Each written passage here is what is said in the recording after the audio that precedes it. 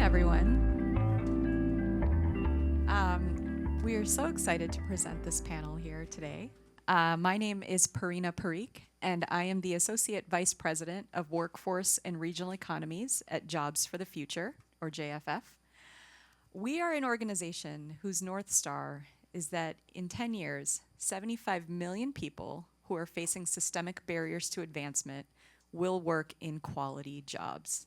So we are a systems change organization that sits at the intersection of workforce development, economic development, and education.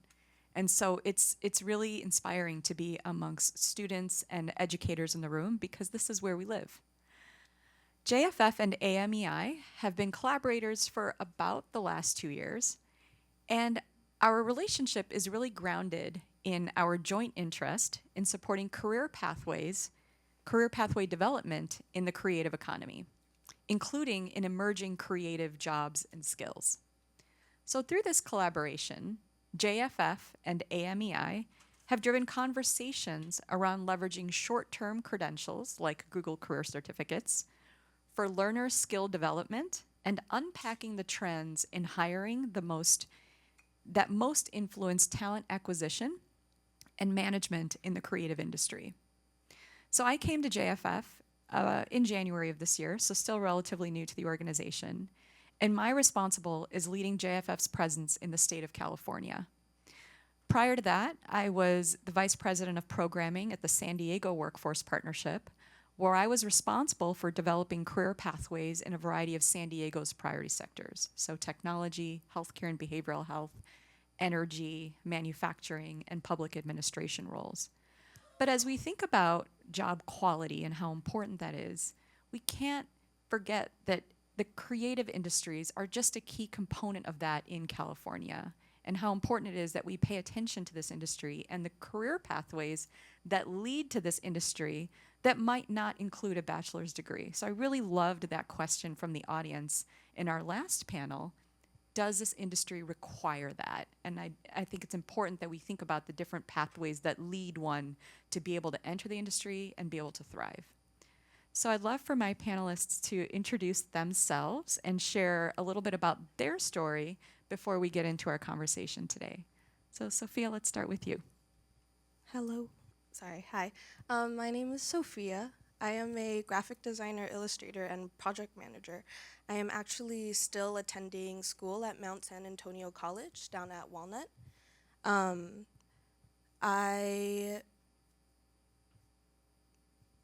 just excited to be here and share like my insights with everybody as like somebody who is still a student. Originally, I actually started as a food service manager for about a couple years, and I feel like as creatives, we all start somewhere. We had just talked about it in the previous panel that we all sort of like gravitate, and how did we become exposed to the current path that we are on now. Now, after being at Mount Sag, even though I'm still studying there, I actually started an internship back in August 2023 at Hello World Studio, where actually our founder and the owner of the program at Mount Sac, the graphic design and illustration program, are actually the same person. And so I was able to get this opportunity to intern there, and up until this day, speak here in front of you all. So I'm excited to share whatever insights I can that will help everybody as educators and as like fellow students. Hi everyone. Well, my mother named me Emmanuel, but people always spell it wrong, so I go by Manny. I am an assistant editor. Right now, I'm on a Netflix production. I have been on a few shows, and it started same as most people. You know, we don't start off in this field. You know, I started off working in sports actually, and in marketing and graphic design as well. And I kind of fell into this by mistake. I worked at a hospital as a designer, and I was trying to go to a conference, and they told me no. And I kind of, at the time, we were like outsourcing our videos to another company. So I have 11 siblings. My mom always said, you know, you gotta get what you want. You gotta speak up. So in my head, I'm like, okay, well, let me figure out a way to kind of get something out of this, out of them telling me no. So I taught them into letting me take an editing class, and I ended up going for the whole program. And now through the Handy Foundation, I'll be able to work on different shows. I've been on American Horror Story, This Is Us, as an assistant editor, just to name a few. And to say I'm just excited to kind of help give any insight I can to my journey and anyone else's wishes. Hi everyone, my name is Melissa Cruz. I'm currently an assistant editor at Grandson Creative, and I also kind of stumbled into this industry right after college. I graduated San Francisco State University with a communications degree, and I was unemployed for a year and a half after graduating because I graduated during the pandemic and things were really crazy. But I was also leaning towards a focus in public relations. But didn't really have the experience to really land a job and be competitive in the market. So that's where I found this program at Santa Monica College for entertainment promotion and marketing production. And the program really opened so many doors for me. It provided so many mentors. Coming from a circle where nobody I knew was doing any type of job similar to this. So yeah, mentorship was really great. Obviously the skills were great. And yeah, 2 weeks before my graduation, I landed a job as a post-production assistant at Motion and moved up to assistant editor there, and now I'm at Grandson. Hello, everybody. My name is Josh Elizondo. I'm going to take it a little further back. I grew up in the foster care system in Detroit. And when I moved out to LA, I wanted to get into the entertainment industry. And so I was at the community colleges. I was at LACC, Los Angeles City College, for a while. I ended up at Santa Monica College as well. And so I was there for a couple of years. And that was when I applied to be a part of the Television Academy internship. And I got accepted and was part of their foster cohort for that year. And I was in unscripted development with Anchor Entertainment. And I learned a lot about being behind the camera. Up until that point, I had mostly experienced in front of the camera because I do acting and I do talent performances and stuff. So I really wanted to be on that side of the industry to know how well-rounded like someone could be able to know that like behind the camera and in front of the camera. So that's really what got me into doing development, and it's definitely been something and a skill I've taken forward. I just graduated from Pepperdine University, so I'm now getting back into the entertainment side of things after taking a pause a little bit for school, just finishing out that bachelor's. But yeah, I started at the community colleges, did the internship, and now I'm here. So thank you for having me. Thank you all for sharing. So let's dive in. Joshua, we'll start with you. The question that I have for all of you is, as you went through your training, what were some key components of the program curriculum that you found most helpful and that our educators in the room can take away? So feel free to highlight any technical skills that you built, learning experiences in the program, or specific types of knowledge that you gained that you want to make sure the audience knows about. That's a really good question. I think for the Television Academy internship, there's different cohorts and different areas that you're placed. So for myself, I had mentioned I was placed in unscripted development.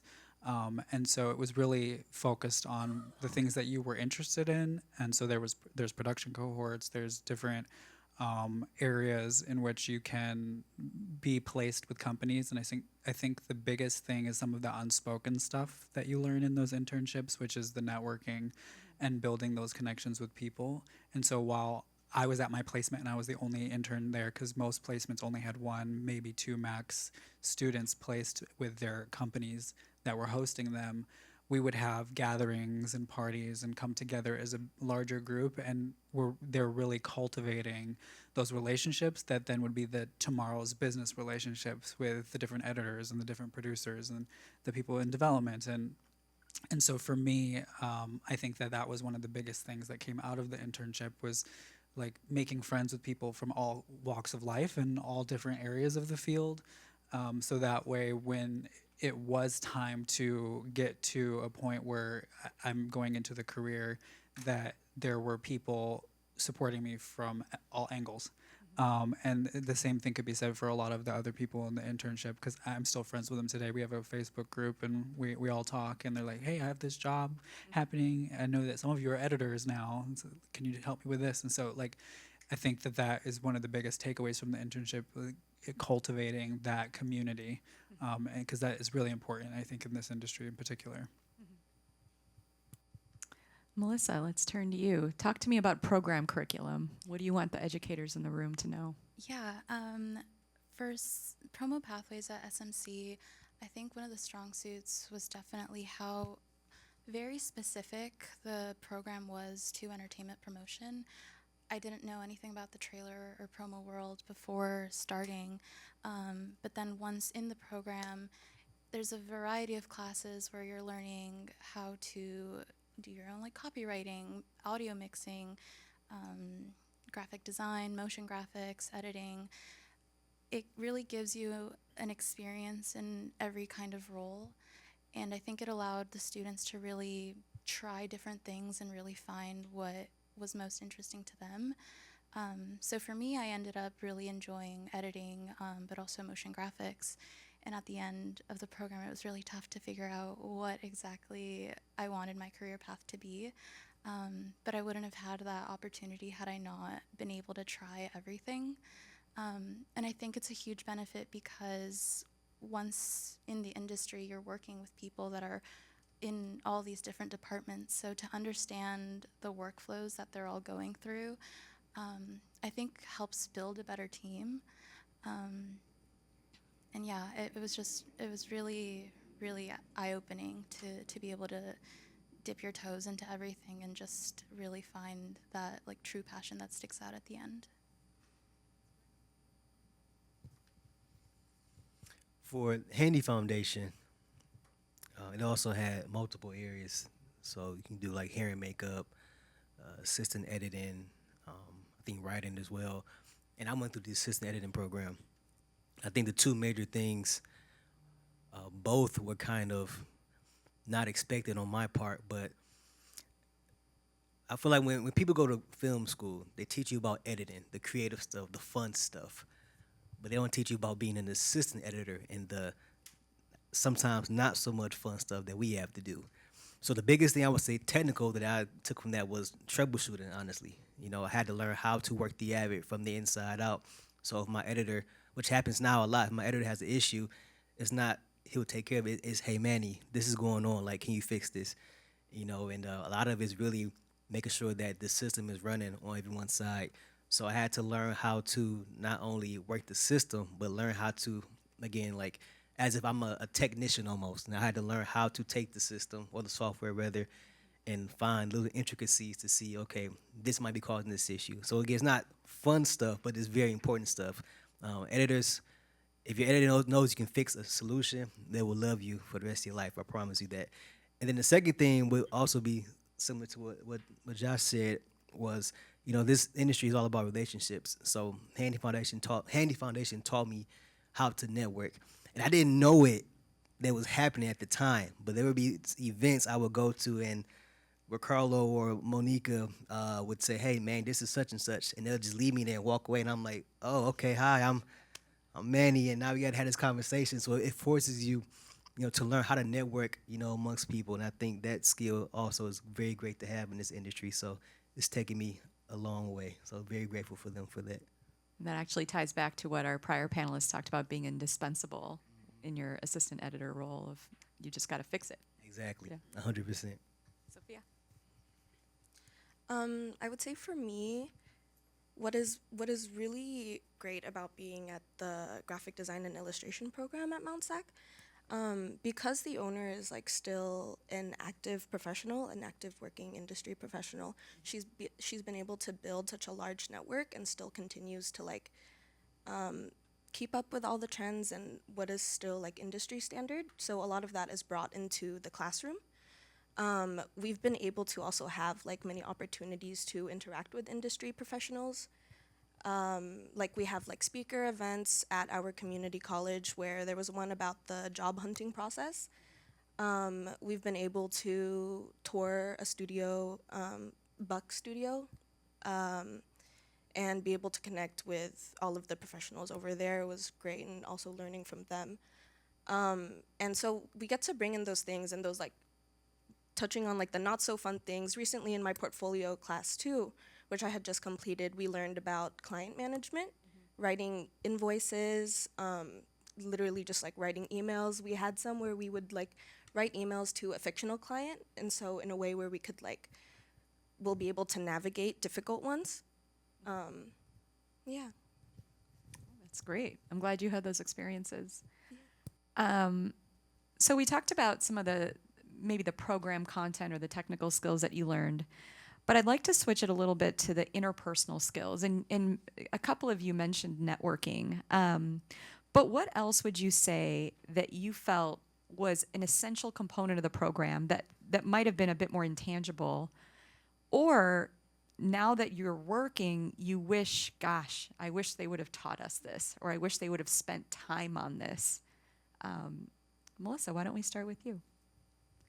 I think for interpersonal connections, the most like valuable thing that we did was we would have guest speakers come in occasionally and teach us about their own experiences and their own journeys, which was really, really helpful to kind of get an idea of what could be possible for ourselves. And a lot of times these people would give us feedback on the work that we were creating. And feedback is always something that's gonna happen, and knowing how to accept it and act on it is really important. And especially as a creative, you know, what you're putting out, it's like your baby. And so you want people to like it, and when they don't, it can kind of hurt sometimes, but learning how to accept notes in a school environment really helped me now in my professional life, because I know not to take things personally. I know, you know, it's just advice to make it better, to make myself better. And we also had like simulations in all of our classes where sometimes we'd be doing team projects and we would have people taking on different roles. So there would be somebody who would take on the role of a producer, a creative director, editor, and working with all those different types of people. Now I work in similar environments every day. So that was a very nice preview as to what it would look like once I began my career. That's fantastic. Joshua? I think for me, it's going to be more like placement specific for me because I was in unscripted development. One of the things that I learned a lot about unscripted is that it is very personable.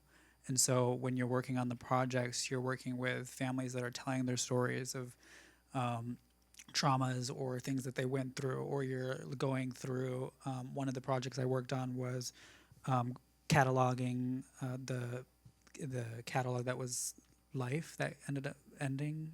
So we were going through all the different issues and trying to make a like series about it to pitch. And so there was a lot of just going through other people's histories and working with those people and having to be conscious of that. So it was really something that I took away from my internship, was just that no matter what the story is that's being told, even that if it was scripted, there's still people behind it. And so trying to tell a message and understanding that you can use media for like social change and different things and that make a difference, that was definitely something that I took away in terms of like the interpersonal with the audience, not just the people that you're working with every day.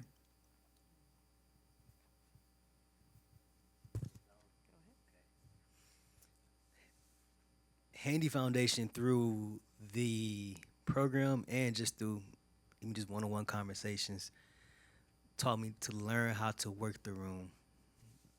Even as an assistant editor, you know, when you're in the room, especially if like a director or a producer is in, as an AE, you have to know like the little things, like when to come in the room, when not to come in the room. You know, the right thing to say when the director is around.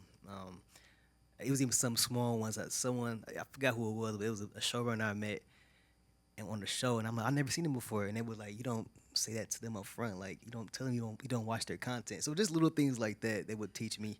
You know, like if you tell them you haven't seen their content, it might not make them feel the best, and they remembered that. So I believe learning how to work the room properly as an AE, and eventually, hopefully, for me as an editor, again, I think it will take me a long way. Great. So, I guess something I would love to highlight would be that something that is emphasized a lot is to never deny yourself an opportunity. Like how I had mentioned before, I first started as a food service manager and then I decided to go back to school. So I took the fundamentals of graphic design class on a whim. That's where I was like introduced to graphic design, and then that's where like the professor at that time, also the owner of the program, founder of the studio, she had like seen my potential and like with her encouragement had like pushed me towards the career path that I am on right now, and she still like continues to. She's over there. My first freelance project that I was able to get was actually with the Oscars. It was simply because I had reached out after the class was over because I was so inspired by that class, and the class was very engaging. I've always been a creative, and then suddenly I was like, wow, I didn't know graphic design was a thing. I didn't know that I had this opportunity to do that. And then normally that kind of thing would have been really scary because like it's kind of like, I know we're at the Television Academy right now, but yeah, even though I was like, I'm small, I'm still learning, I'm still trying to take like all of those opportunities. I'm still here today. I love that quote, never deny yourself an opportunity. I think that certainly resonates. So now I have some individual questions for each of you. Manny, we're going to start with you. So you were in the 2021 Spring Assistant Editor cohort. One, what does it mean to be an assistant editor? Just give us a little bit of an idea on that. And then, as you pointed out, you worked on This Is Us, American Horror Story, and Cruel Summer. What was your role on those shows? And then, based on your experience, what would you recommend the entertainment and film industry do to strengthen diversity in the sector? Excellent questions.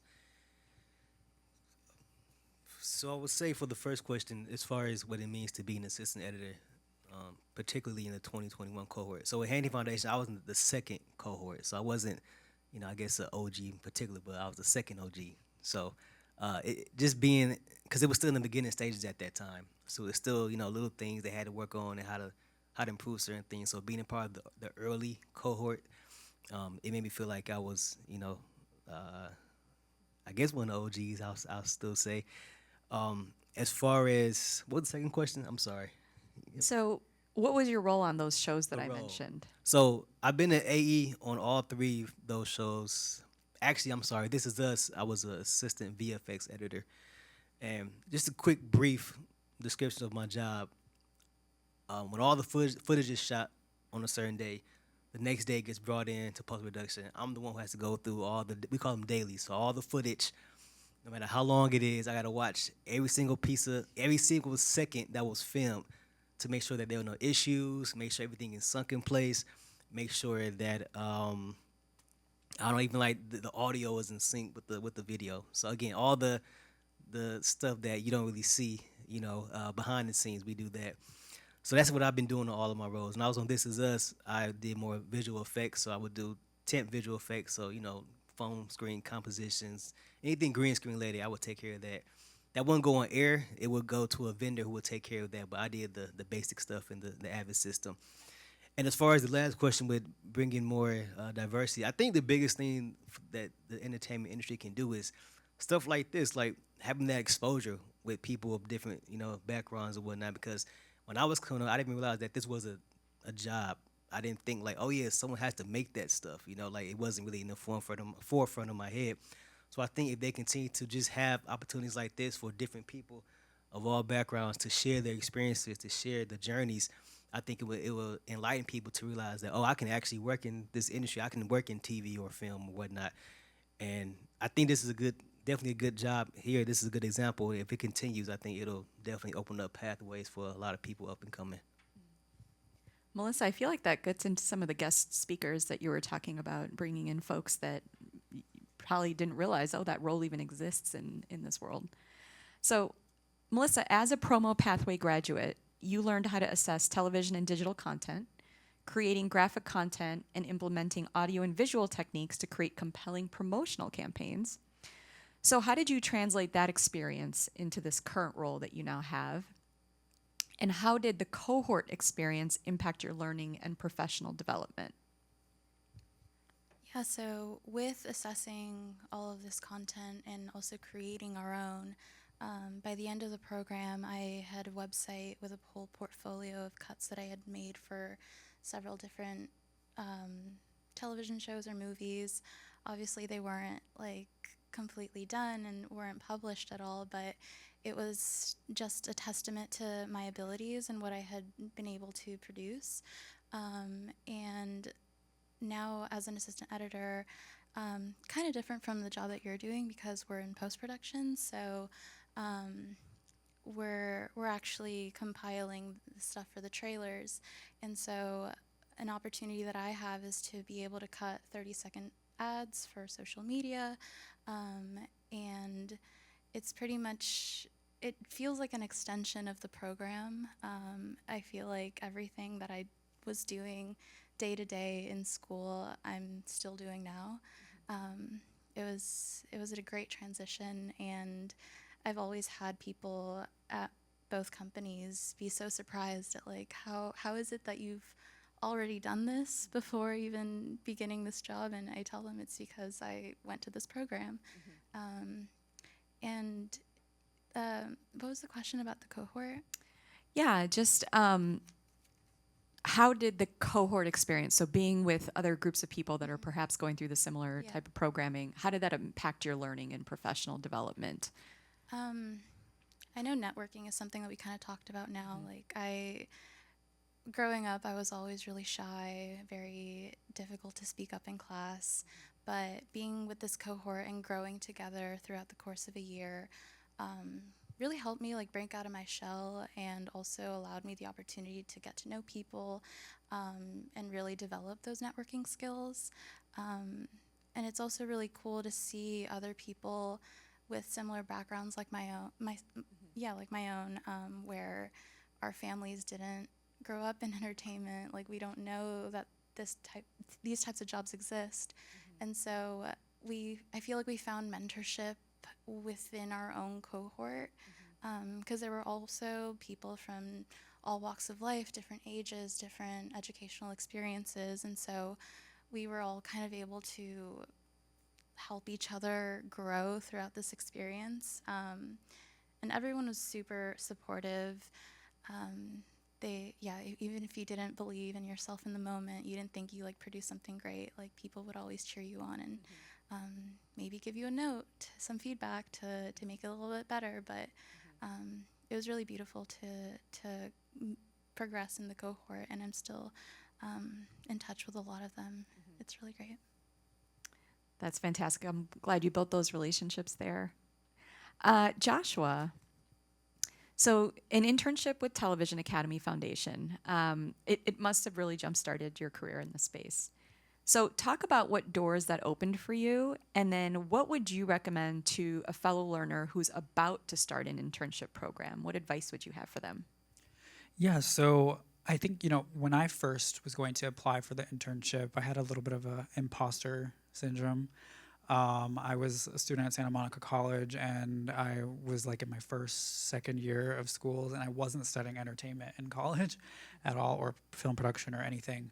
And so when people were like, you should apply to this, I just was like, I don't know.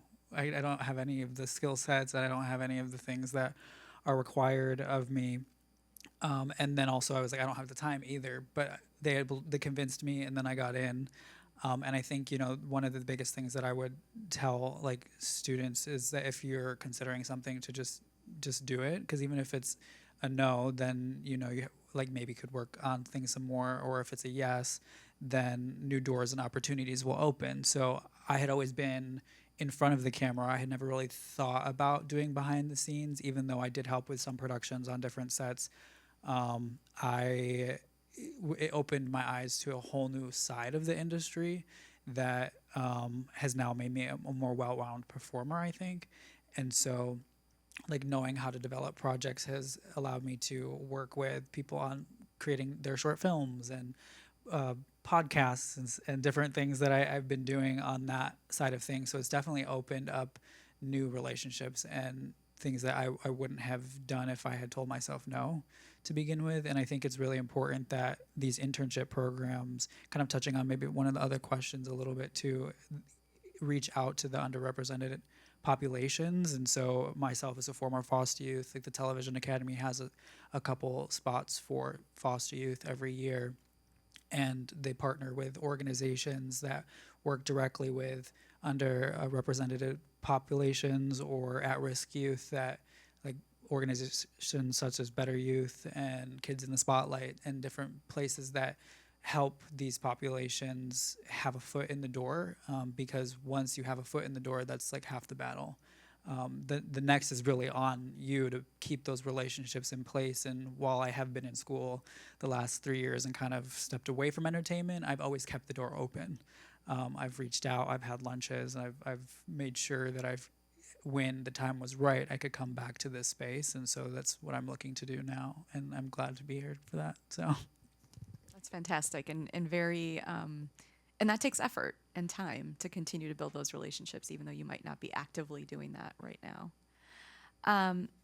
Sophia, so when I looked into your background, I was really intrigued by the work-based learning approach taken at Hello World.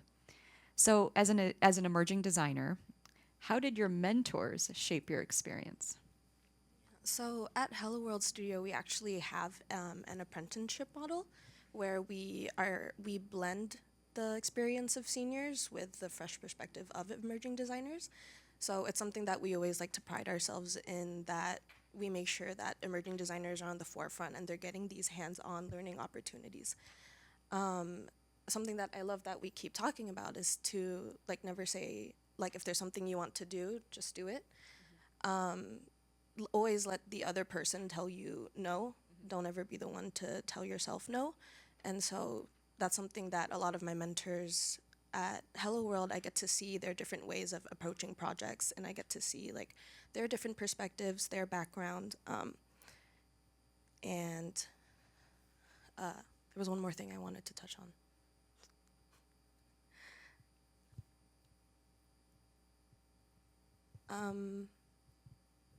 While that's coming to you, I'd actually love to open it up to our other panelists. We talked about mentorship in the last panel. I'm just curious, how did mentorship play a role in your career path, if any of you have experiences with mentors?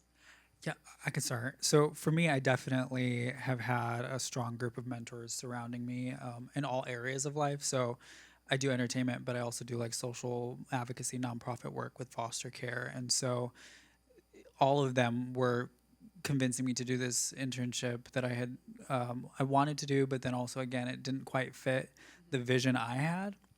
And so when I just kind of like trusted them and took the leap of faith, in a weird roundabout way, it also worked out for my in front of the camera stuff, because I ended up part of the internship. They do select a few to, or at least at the time when I did the internship, to do trophy presenting at the Emmys. And from doing that, I ended up becoming SAG eligible, even though all the other projects I've done, I've gotten vouchers and stuff. But from doing the trophy presenting from an internship that I wasn't like planning on submitting to, I got something that I had been striving for like several years. So it's the mentors like really helping and providing. And actually, one of my mentors is here too. She helped me at Santa Monica College when I was there. So I definitely have mentors that I think, is about being personable with them as well. Like, it's not just like asking them for things, it's also providing yourself as a resource, even if you think that you don't have much to give. Yeah. Mentorship has truly changed my life. One of the guest speakers that we had at Promo Pathway was Helen On. She's an editor and creative director in the industry, and she hosted a workshop for us to review our resumes and just kind of get ready to enter the job market. And we really clicked, and she really took me under her wing to try to help find a job for me before graduating. And I don't know if, like, had I not made that connection and had I not been in the program, like, everything just really aligned itself and took a lot of fear away. Thank you. It took a lot of fear away because I think for so long I was hesitant to even enter the industry because I didn't know what to do or if there was a space for me. But getting to know somebody who was already very established and showed me around and took me to all these networking events, she really helped me find a job and has continued to help me over the last 2 years and has introduced me to so many great people. And I keep collecting mentors everywhere I go. At this point, it feels like I'm overwhelmed with support, and it's something that I'm very thankful for. For the sake of time, I'll just keep it short. Mentorship has created opportunities. Opportunities have created jobs, and jobs has given me money. I like that linear thinking there. Sophia, did you want to add anything? Thank you for okay. I guess mine. Oh no. It's all, it's all good. Oh, okay. So, I think what I find most valuable about my mentors is that they're very transparent with the mistakes that they make as well. I'm of course like everybody's afraid to do something, but they tell me to do it regardless. Even something today that like I was holding in my heart a lot before I got up on here was I will be great, or she told me, my mentor, sitting over there, she told me, you will be great even if you stumble. I paused a little bit before and I was like, ooh, of course I did this. This is exactly something that I would do. But regardless, I'm still really excited to share that with everybody. So then I think something to really like take away would be to have that interpersonal, to have that connection with your mentor and to your mentees, and show that it's okay to make mistakes. Yeah, thank you. No, I love that response. And I think that oftentimes it's where you think you've made a mistake is actually where the biggest learning opportunity is. And you don't even realize it when it's happening. So I'd love to open it up to our audience. If anyone has questions, thoughts, reflections that they'd like to share, go ahead. Thank you all for sharing your pathway. And kind of on the subject of mentees, wonder how you visualize your career trajectory. You mentioned doing work that may not be the ideal where you see yourself going as you've entered in, right? And how you strategize to get where you want to go, verbalize it to your mentees, or do you just to avoid being pigeonholed, right, in your creative pursuits? Have you ever thought about that, the next steps, or how do we go about, or maybe you're satisfied where you are, and this is specifically where you are. I don't know where that rests in your spirit, but let's talk about the next career steps as you see yourself matriculating in this career. Well, I want to be an editor eventually. I'm not rushing to be an editor because I want to really focus on being a good assistant editor first. But I make it known to my editors, yo, I want to edit. Like, but I'm thankful that those editors have heard me and they've allowed me to grow with them. Example, I'm cutting all the recaps for any show I'm on. They let me cut scenes. They let me score music sometimes. So I'm able through them to do those things that an editor would do, and I think if I just keep at it, again, I'm not rushing. When it's the Lord's timing, when I get there, I'll get there. But as of now, I'm focusing on being a good AE and then trying to gather little skills here and there that I'll need to be in the editor chair someday. Yeah, actually, I really love that question because I love that you also like mentioned that if you like what you're doing right now. I think I'm a very like go with the flow person. I mean, it says a lot that like I was originally somewhere else and then now where I'm here. I actually really love what I'm doing right now, and what I'm doing is like forming a lot of connections with different people in the creative space. Today kind of shows that like I'm just excited to be here.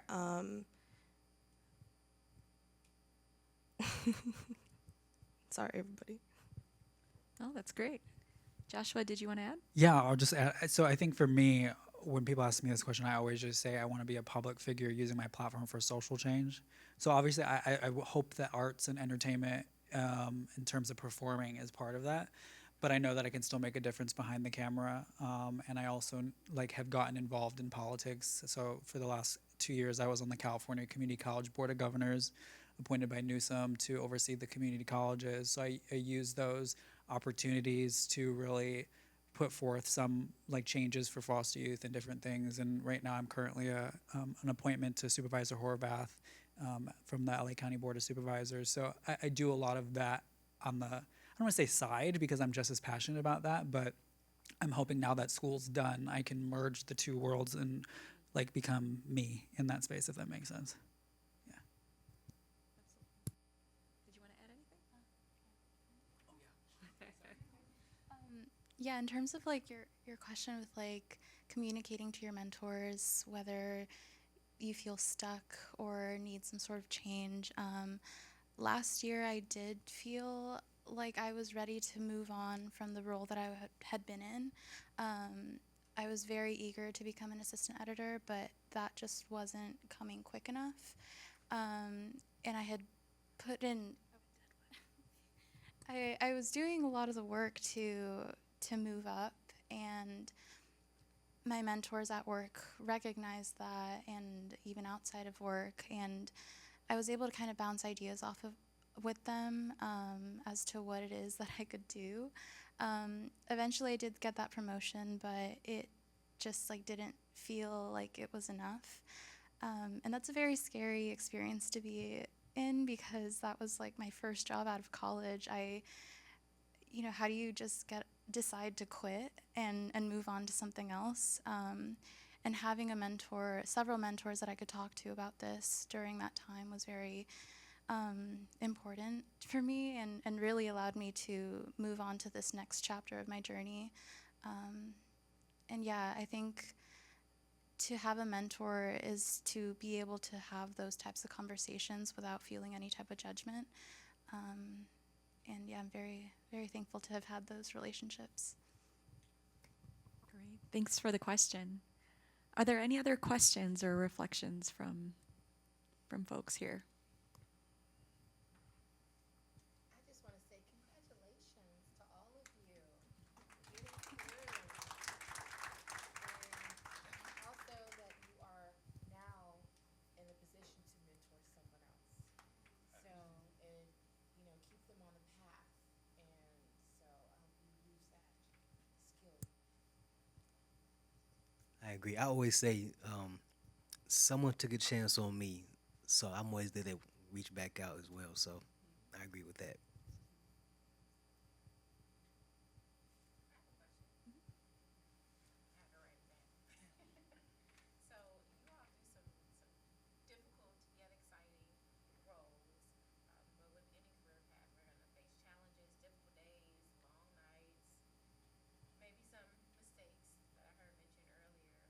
What do you do to stay motivated, stay focused, keep your head in the game to get to that end goal, whatever it is for you? I'm actually very honest when I make a mistake. So whenever I'm hitting like a brick wall, I like to say, like a creative block wall or something like that, I reach out and I'm like, hey, honestly, like I'm having a hard time doing this, or I would really love your guidance on where I can go and maybe like how to tackle this. I think for me, one of the things like I do is I still show up because I'm gonna make mistakes. I'm gonna have bad days, long nights, and different things. And I think the biggest piece is if you show up, you start to like show up as a person that's needed in that space, which helps you get out of a rut or helps you get out of things. Not to like bring the mood down, but my mom passed away 2 weeks ago, and so part of what I've been doing has been trying to plan a funeral and all these different things, and this commitment came up, and I was like, am I gonna like have to back out? Do I go? But I knew that this commitment was really for me and my future, and also giving back to people who are listening to whatever we're saying, and so I decided to keep this commitment and deal with the impacts of having to balance like moving the funeral and different things. So the point is though, just showing up. I think, you know, I don't know what will come from today, but I do know that it's lifting my spirits when I've thought about not being away from entertainment for so long, and like, am I like the person to talk to about this because I haven't been in entertainment for 3 years in school and different things. So I definitely think that showing up is a big piece. Yeah. Thank you.